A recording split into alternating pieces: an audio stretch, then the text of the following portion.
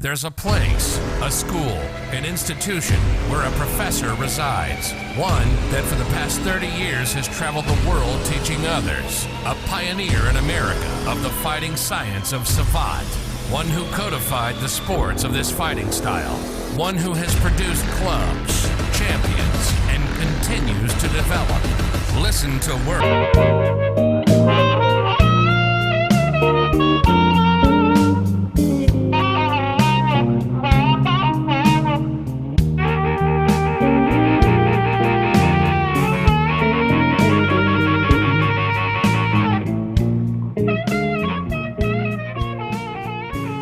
back on Monday, and last week was a good week. We had a good event. A part of the World Pugilist Hall of Fame for USA Savant were inducted two individuals.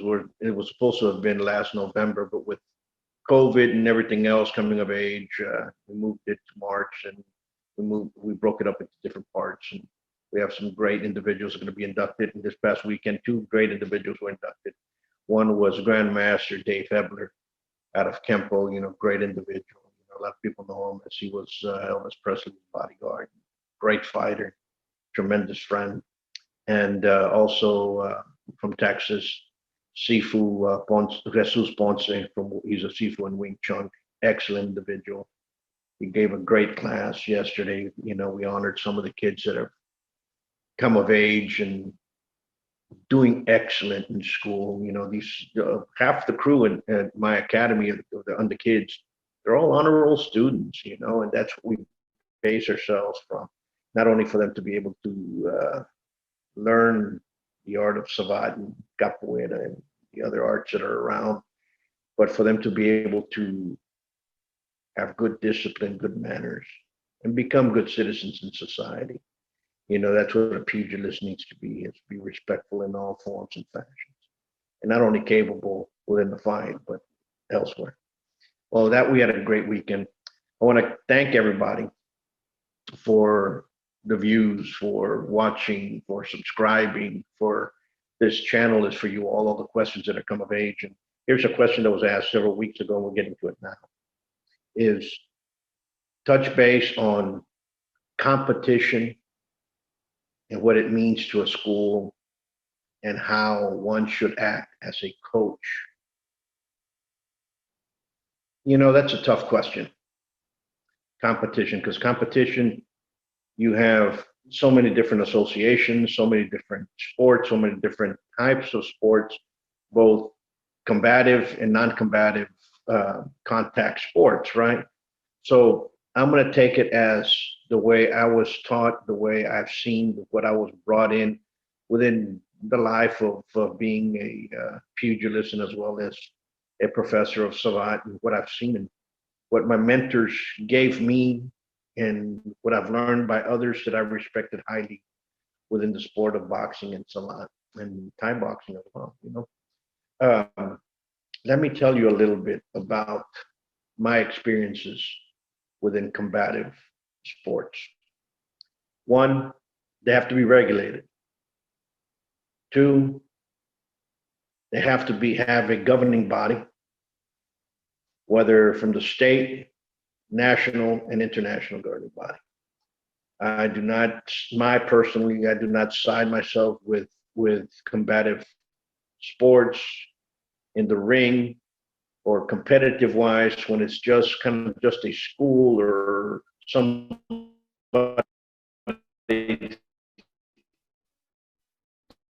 throwing I pride myself in teaching my students, those that want to compete, because I do not want everybody to compete. Some of them do not have the talent to compete, and some of them do have the talent to compete. And when they do, you have to be able to administer that for their safety, above all.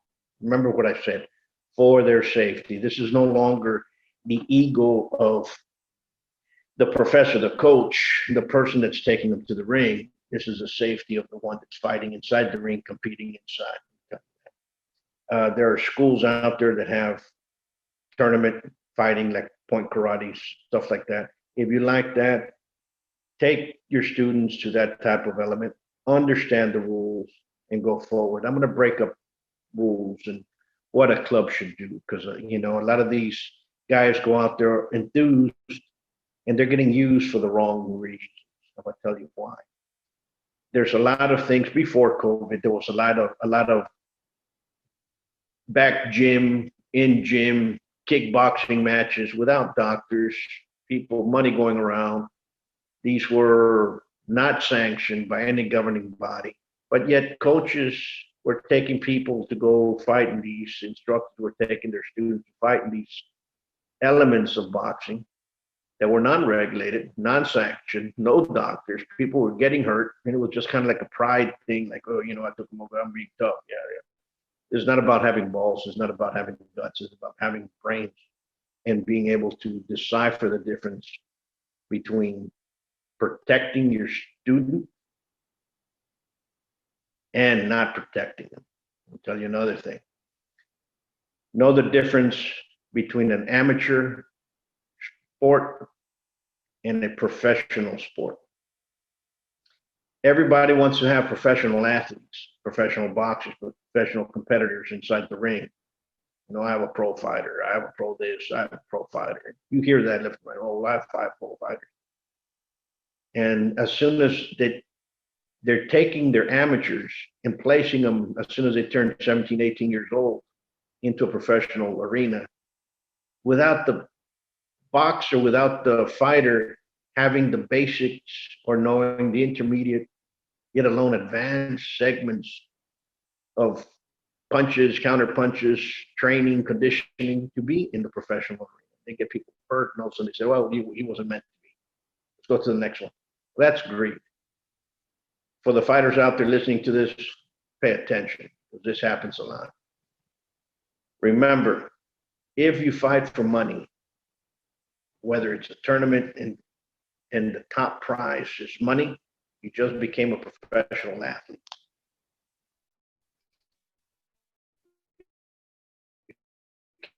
Now, go back to in USA boxing.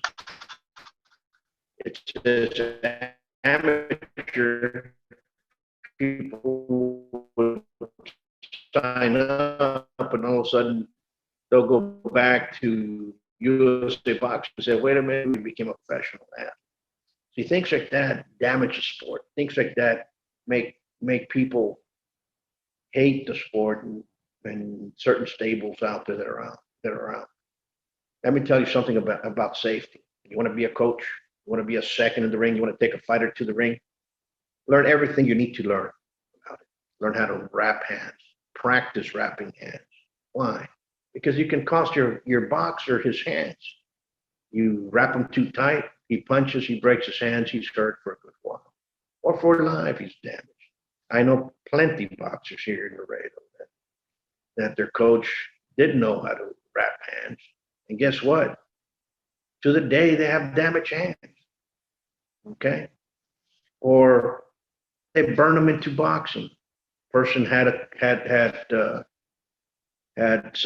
good fight. Okay? Maybe he won, maybe he lost, but he got knocked around, dinged a little bit. Well, rest him for a while. There's nothing that says you can't rest him for 4 months or 6 months. Get a rough beating, rest him for a while. Get his conditioning up. Get him sensible again. Get him fit. No, but what do? They fight him within the mind. They hurt their boxers. They hurt their fighters. This I frown against. I frown against that type of action. I never did it. I care too much about people. I care too much about my fighters. I've told my fighters, you're not capable of fighting, not yet. You're not ready. The professor's an asshole. He doesn't like me anymore. I'm going to go down the street because he said I'm not good fighting. Look at I have a great cross. Go down the street. You don't want to train and you want to fight? You want to give the time in? Go down the street. I'm not going to get somebody hurt. That's my name. Okay? I produced many, when I was taking people to fight, I produced many champions. The majority of my fighters became champions, both regional, state, national champions in Savate. The vast majority did that were underneath me. Okay. Some of them have left because life. Some of them have left for their own good. Some of them have left because they got tired or got married or what have you. But I created champions. Both boys and girls, men and women. Okay, I'm not patting myself in the back, but I took care of them. You took care of them and you lifted them up. How do you lift them up? You're teaching them basics and you're little by little lifting them up for them to become that competitor. You just don't throw them inside the ring just because my ego, I'm tough, I'm the toughest boxing club, so I'm gonna throw you inside. Yeah. Well, guess what? You already messed up somebody. Okay. Now, another thing, you're gonna have a stable, you're gonna open up a club, you're gonna go into competition. Here's one thing. You got kids competing, you better make sure your parents are becoming officials and judges. Okay. You have adults coming in there, you better get their cousins or what have you, or other members in your club to become officials and judges. Why? Why do I say that? You know, a lot of people lose, not because they had bad technique, because of judging. I don't care whether it's amateur or pro, they will still rip a fight away from you just because it went to the cards. Okay. If you're in Savate, if you're in boxing, and I'm not telling you all to go look for a knockout, but you did not knock the other person out, and it was a so-so, more or less ring, and the officials are not on your line, well, guess what happened? You lost. Plain and simple, that's just the way it is. Okay? People say, no, it doesn't happen. It happens every weekend. Okay? It happens every weekend. Pros, I don't buy this, you know, that boxers fall down or take a dive. I don't buy that, you know, like you hear in the movies. That doesn't exist. But I do believe that judges can be manipulated to look the other way. Just the way it is. It's part of the sport. But it's a beautiful sport. It's a sport that tests everybody, tests the coaches, the seconds, the trainers. Are you actually teaching your student, your fighter, to go in there? And does your pedagogy work? Does the way of teaching work? Does your training work? Okay. Does it? Are you going to be able to sit in the corner right there and be able to see your fighter's mistakes and the mistakes of the other one, and within the rest round be able to place that in his head for him to pull out? That separates coaches from trainers, so on and so forth. Take account of that. I've seen many open up boxing clubs. I've seen many open up combative clubs, and all of a sudden they go up to the ring, they take a fighter, and the coach freezes. Why? Because he doesn't have experience. Learn now. Don't learn when it's happening. You know, this was an excellent question. Excellent question about competitive and what it is. Join an association that has safety behind it. Okay? You don't want to hurt anybody. You don't want somebody to get hurt. Because guess what? We're not going to fight. It's okay, we got mats. Somebody lays down, hits hard. Guess what? Going to wake up again. It happens. You have a good judgment, not because somebody says, hey, we're going to be having these kickboxing matches and bring your guys over and they're fighting in because somebody has a ring in their school and they're fighting inside. It's non-sanctioned. They happen. You haven't heard any last year because of that. You have. Also, you as a coach, don't take your fighter in if you know that there's chances of him becoming state champion, national champion, what have you, into a tournament that they're going to pay for, and then to become a professional athlete. Then you come back in. Or guess what? We're going to be fighting men against women. It's okay. So only back here, nothing's going to happen. Things occur. Rules and regulations, that's why they're there. Many people don't want to deal with it. Your student doesn't want to deal with it. Don't worry about it. You'll get another student. Let them go.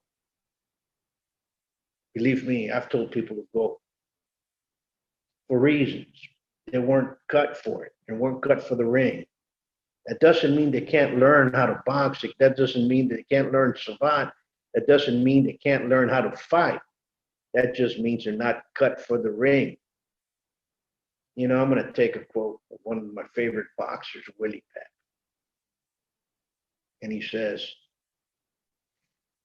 there's not, if you're going to be a fighter and you're going to go up in the ring, there's no wood, there's no steel strong enough to make stairs for a coward.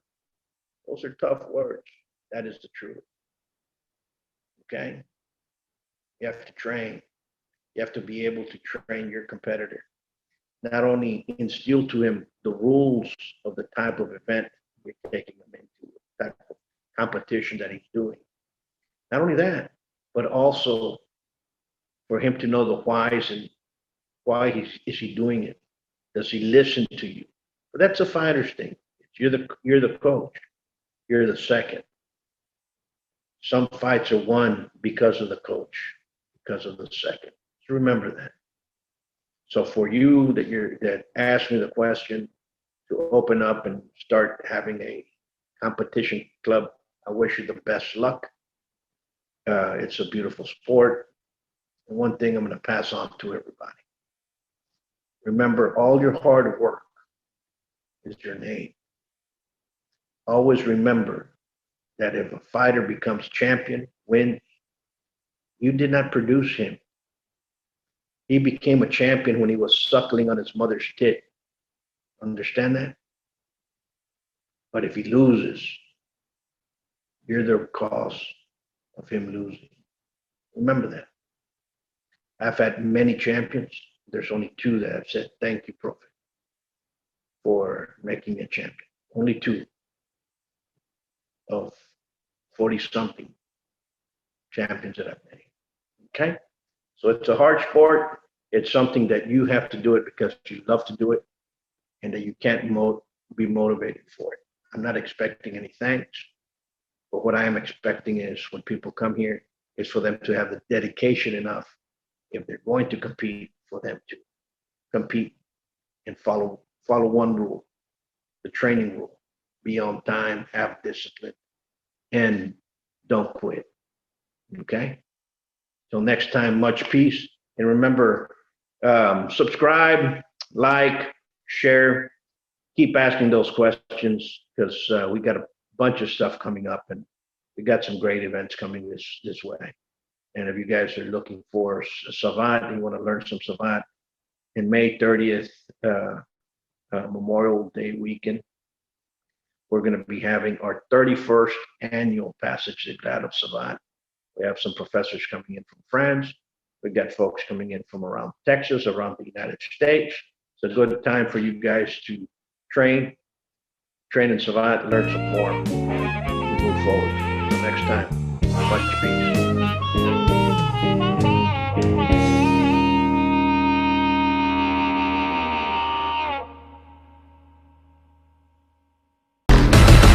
Train at the best kept secret of Laredo, Buitron Academy, 956-401-4868, Savate.biz.